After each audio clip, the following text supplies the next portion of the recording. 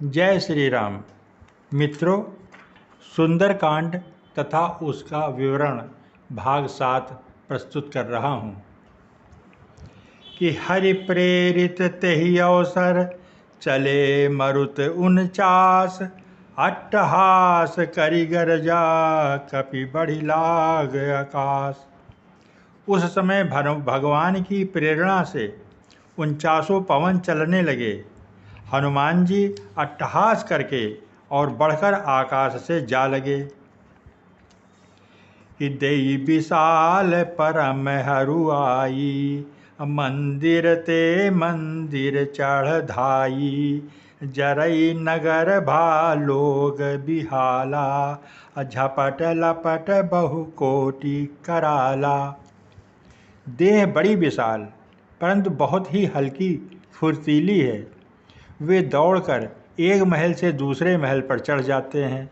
नगर जल रहा है, लोग बेहाल हो गए हैं। आग की करोड़ों भयंकर लपटें झपट रही हैं। तात मातुहा सुनी पुकारा एहि अवसर को हम ही उबारा हम जो कहाय कपि नहीं होई बानर रूप धरे सुर कोई।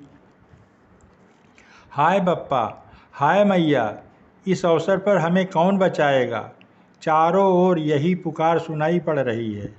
हमने तो पहले ही कहा था कि यह वानर नहीं है, वानर का रूप धरे कोई देवता है।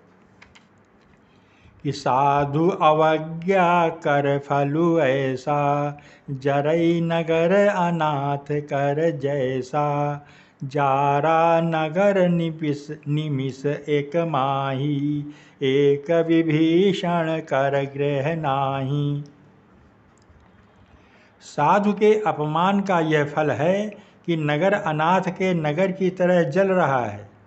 हनुमान जी ने एक ही क्षण में सारा नगर जला डाला, एक विभीषण का घर नहीं जलाया। कि ताकर दूत अनल जेहि सिरिजा जरा न सोते ही कानन गिरिजा उलटी पलटी लंका सब जारी अकूदी परा पुनि सिंधु मझारी। शिवजी कहते हैं कि हे पार्वती, जिन्होंने अग्नि को बनाया हनुमान जी उन्हीं के दूत हैं, इसी कारण वे अग्नि से नहीं जलते। हनुमान जी ने उलट पलट कर एक ओर से दूसरी ओर तक सारी लंका जला दी और फिर वे समुद्र में कूद पड़े। कि पूंछ बुझाई खोई श्रम धरि लघु रूप बहोरी जनक सुता के आगे ठाड़ भयउ कर जोरी। पूंछ बुझाकर थकावट दूर करके और फिर छोटा सा रूप धारण कर हनुमान जी श्री जानकी जी के सामने हाथ जोड़कर जाकर खड़े हो गए। कि मातु मोहि दी जय कछु चीना जैसे रघुनायक मोहि दीना चूड़ामणि उतारी तब दयऊ हरस समेत पवन सुत लयऊ। हनुमान जी ने कहा कि हे माता, मुझे कोई चिन्ह पहचान दीजिए जैसे श्री रघुनाथ जी ने मुझे दिया था। तब सीता जी ने चूड़ामणि उतारकर हनुमान जी को दे दिया। हनुमान जी उसको हर्षपूर्वक हनुमान जी ने ले लिया। कि कहु तात अस मोर प्रणामा सब प्रकार प्रभु पूरन कामा दीन दयाल बिरद सम भारी हरहु नाथ मम संकट भारी। जानकी जी ने कहा कि हे तात, मेरा प्रणाम निवेदन करना और इस प्रकार कहना कि हे प्रभु, यद्यपि आप सब प्रकार से पूर्ण काम हैं, आपको किसी प्रकार की कामना नहीं है, तथापि दीनों दुखियों पर दया करना आपका विरध है और मैं दीन हूँ। अतः उस विरध को याद करके हे नाथ, मेरी भारी संकट को दूर कीजिए। कि तात शक्र सुत कथा सुनाएहु, बान प्रताप प्रभु ही समुझाएहु। मास दिवस महु नाथ न आवा, तो पुनि मोहि जियत नहीं पावा। हे तात, इंद्रपुत्र जयंत की कथा घटना सुनाना और प्रभु को उनके बाण का प्रताप समझाना, उनको याद दिलाना। यदि महीने भर में वे नाथ न आए तो फिर मुझे जीते जी न पाएंगे।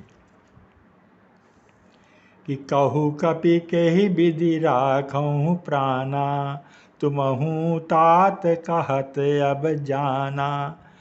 अतो ही देखी शीतल भई छाती, अपुनि मोह कहु सोई दिनु सो राती।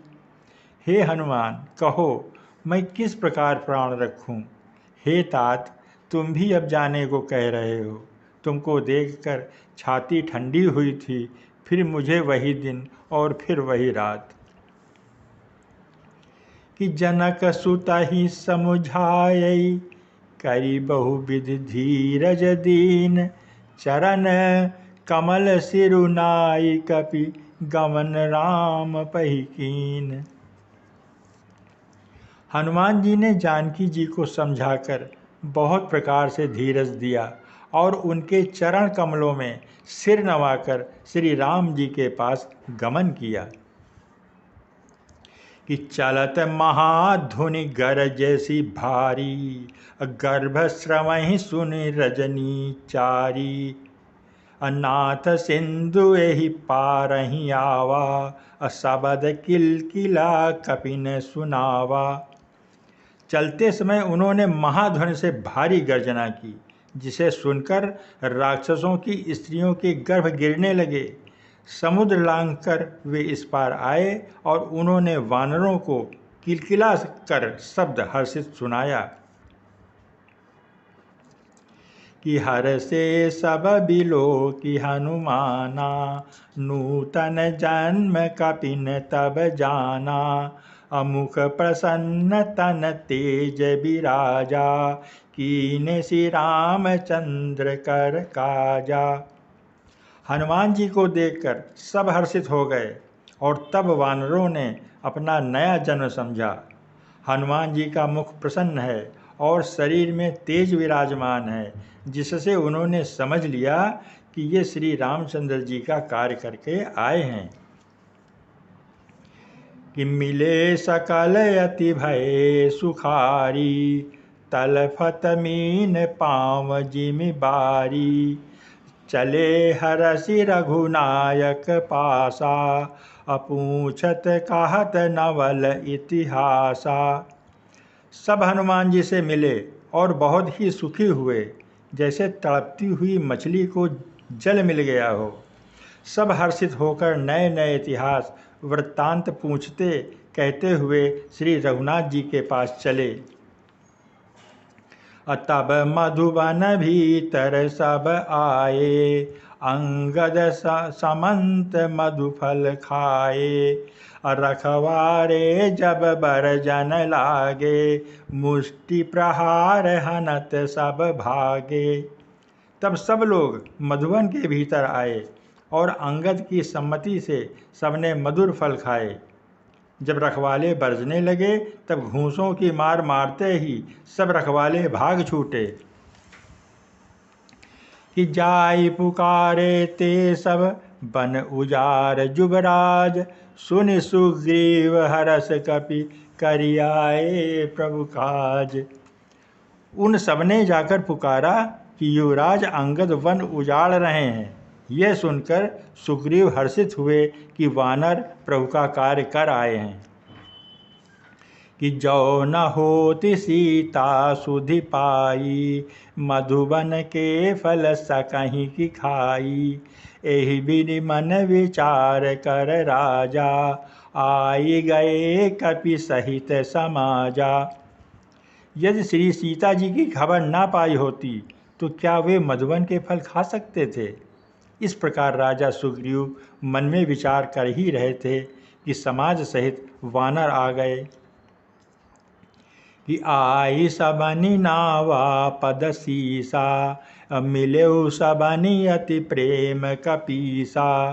पूछी कुशल कुशल पद देखी, राम कृपा भा काजु बिसेखी।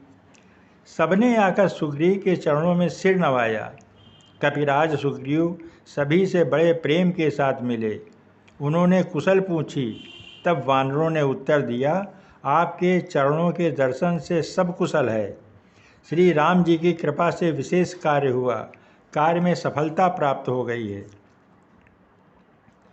कि नाथ काजु कीन्हु हनुमाना, राखे सकल कपिन के प्राणा। असुनि सुग्रीव बहुरी तेहि मिलेउ, कपिन सहित रघुपति पहि चलेउ।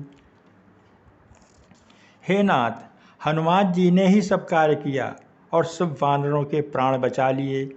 ये सुनकर सुग्रीव जी हनुमान जी से फिर मिले और सब वानरों समेत श्री रघुनाथ जी के पास चले। कि राम कपिन जब आवत देखा, अकिए काजु मन हरस बिसेखा। फटिक शिला बैठे दो भाई, परे सकल कपि चरणन जाई। श्री रामचंद्र जी ने जब वानरों को कार्य किए हुए आते देखा तो उनके मन में विशेष हर्ष हुआ। दोनों भाई राम जी लक्ष्मण जी इस फटिक शिला पर बैठे हुए थे। सब वानर जाकर उनके चरणों पर जाकर गिर पड़े।